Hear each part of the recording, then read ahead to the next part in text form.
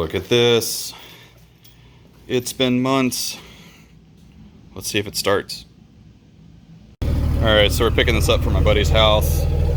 He's been, well, he had plans for the car as well with Hyperfest. What's going on, everybody? Pat and I decided to do a Night Touge event. It was our first Night Touge event. What you're going to see here is a whole bunch of prep of the car. And, you know, if you're an experienced driver or you do a lot of your own stuff, you know, and this might not have any interest of you, feel free to skip ahead to about the 4-minute, 30-second mark where we actually start getting into the event itself. But so for the first 4 minutes, it's just going to be me blabbing about what I did to get the car ready and what, you know, pretty much anybody should be doing to get their car ready for a Spirit event. So here goes. Okay, it's the day before the Spirit Night Touge event, and I need to check the TI over just because it's been so many months since I've driven it. Spirit is nice enough to provide a check sheet of their own. This is closely aligned with what I do pre-event anyways, so I think it's going to be worthwhile just going down that check sheet and basically just check over the TI. It's been a couple months. I'm going to pull the E90 out now, and I'm going to bring the TI back in, so let's get to work.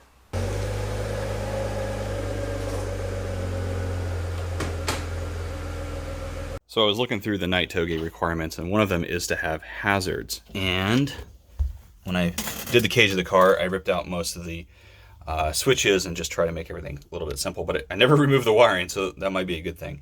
I don't have a hazard switch, and I think I broke it trying to remove it. So we're gonna go over here to the wife's, to the parts car. So she's not gonna need this anytime soon, at least not this weekend. So I'm literally just gonna steal the one out of the wife's car. Come here, you. Let's see if this works. I don't know. Oh, look at that. Nice. All right, so I got a switch. So I went ahead and checked out the blinkers, making sure everything worked. Obviously, this one right here didn't work much at all. Brake lights, that's another one on the list. You gotta make sure you have brake lights. And for, again, the Night Touge stuff, obviously you need headlights, and I had actually working high beams, so that was a first. Let's see, this is just power steering fluid. You know, we're just gonna go down and check all the fluids to make sure everything's still exactly the way it was before. So all looked well here. It had a fresh oil change from February on the last US Drift event, so I wasn't too concerned. And then actually I did need to add a little bit of coolant. This is me rechecking it after I ran the car, but it was a little bit low on coolant, so bleeding the brakes, always a good idea. Again, I hadn't messed with the fluid since September last year. And then I had a set of track pads in the front for Justin. He was gonna run this car as a track take car. We don't need anything that crazy aggressive, and it just makes a bunch of brake dust and makes the car a little bit unpredictable. So some cheap AutoZone pads went back on it just before this event to just kind of make the car feel a little bit more balanced. Be sure to you always check underneath of your car. I like to paint mark everything. I found this hydro was actually loose here, which was kind of interesting. It didn't feel sloppy last time I drove it, but it certainly was really loose. So we mended that. I did find a inner tie rod boot that had slipped off and ended up just zip tying it back. So even little things like that will help keep maintenance up. The inner tie rods, I felt a little wiggle, but I couldn't pinpoint it. I wanted to make sure it wasn't the wheel bearings, so always check your wheel bearings. You can see here a little back and forth, and then I do, you know, obviously a quick alignment just to be sure everything and nothing moved, and then finally just, you know, bring your stack of tires. So here goes the event.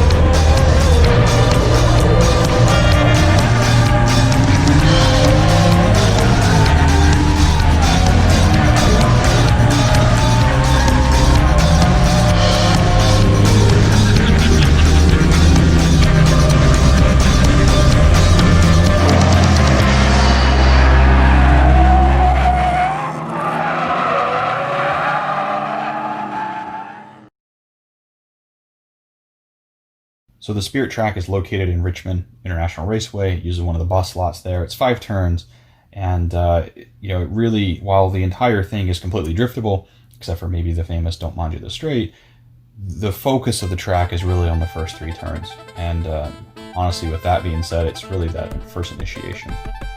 So we're gonna take a quick ride with Pat, but basically it's a fairly small second, third gear course.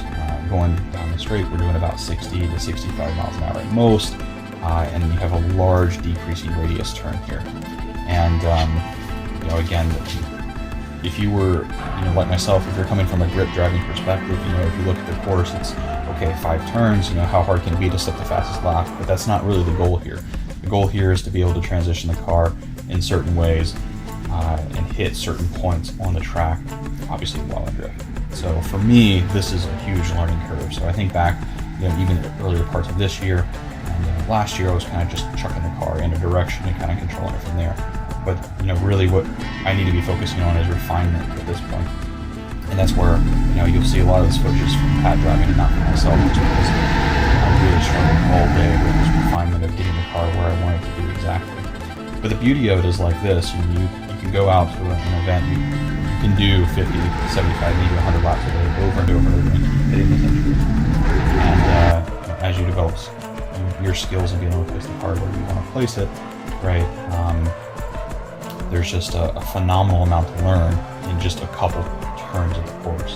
So I think that to me is kind of like the big aha moment between grip driving and drifting, is that, okay, while the course is fairly simple, being able to put the car where you want it consistently in the same number of turns is very difficult.